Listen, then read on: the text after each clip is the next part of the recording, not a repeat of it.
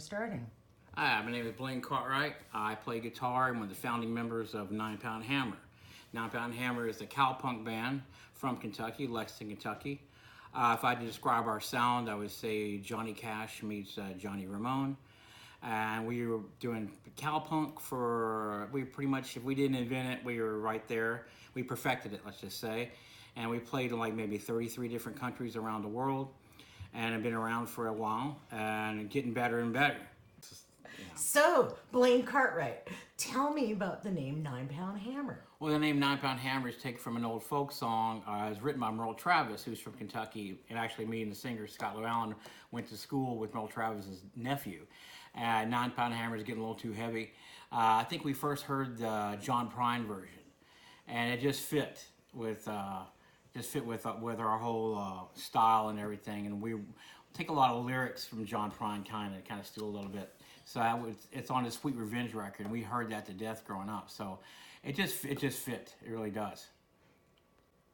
So, Blaine Cartwright of 9 Pound Hammer. What artist or band would people not expect you to listen to? I probably got a long list, but the biggest one is probably Bruce Springsteen, because people don't expect that at all. Our crossover is like basically me. And also, who's on your shirt? Oh yeah, well, Wilson Pickett. Yeah. I listen to a lot of soul music too. You might gather that maybe, but yeah, I say Springsteen. I was a fanatic. That's why I got a guitar. It's kind of why we started our band. But you can't hear it. Don't worry, you can't hear anything of his music influencing us. It's straight cowpunk. Okay, what is the strangest, funniest, or most interesting thing you've encountered at a gig or on the way to one that you can talk about? Well, when 9 Pound Hammer first started, actually, I think we were called the Black Sheep at the time. And we were in Lexington, Kentucky, and where we used to play this place twice a week called Great Scott's. It was hooked to a strip bar. And it was a real redneck strip bar. And we were loading up after the first couple of gigs or something. And some woman comes out and goes, "I'm going to give you boys a show." And she comes out in the parking lot, and she put matches in her nipples and lit them.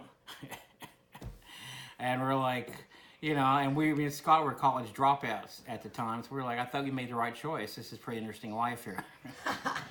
Good one.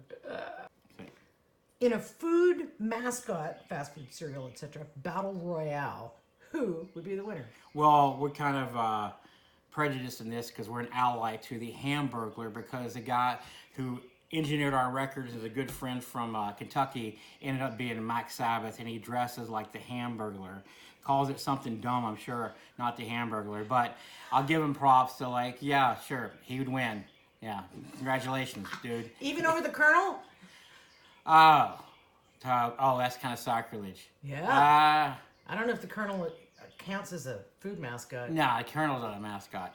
I'm going to say Hamburglar for our friend. All right, Hamburglar. Blaine Cartwright of 9 Pound Hammer. What is your zombie apocalypse plan? Ted Nugent's house. Always has been. Anything goes down. In fact, our last album is called When the Shit Goes Down. And when I play that song, it's about someone hiding out while everyone else fights. And I just think Ted Nugent's house, yes. Because he's got the meat and he's got an arsenal. Yes, he's got the arsenal, he's got the meat.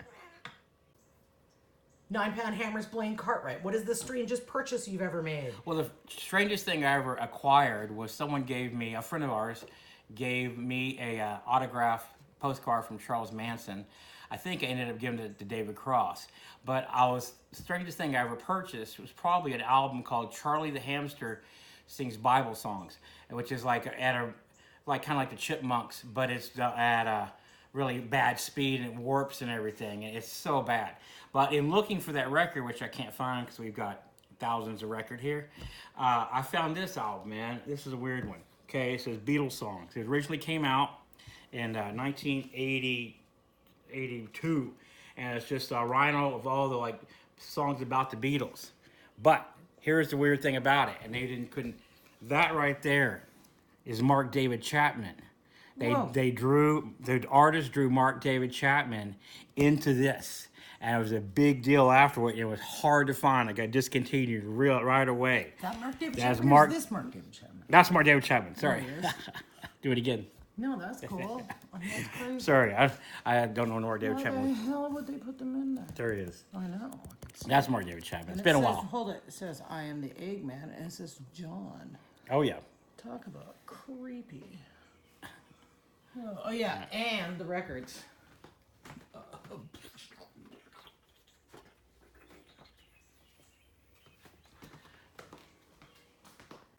Okay, and the final question is, ask a question of another band. Yeah, there's a band we're playing with called the Jasons. I'm assuming is from the Friday 13th movies. And I'm sure that all the band members have a strong opinion about which one's best. And do they ever get in a big fist fight over it? Does anyone ever quit because of that? Or the 1, 2, or 3? I don't know how many they made. They probably made 13 or 15 or something. I don't know. Yeah, they're still making them. Still making them. Are the old one's better? The new one's better? I don't know, man. I don't want to start a fight, but you know. Be sure to tell me. Which Jason is best? Which Jason is best, yeah.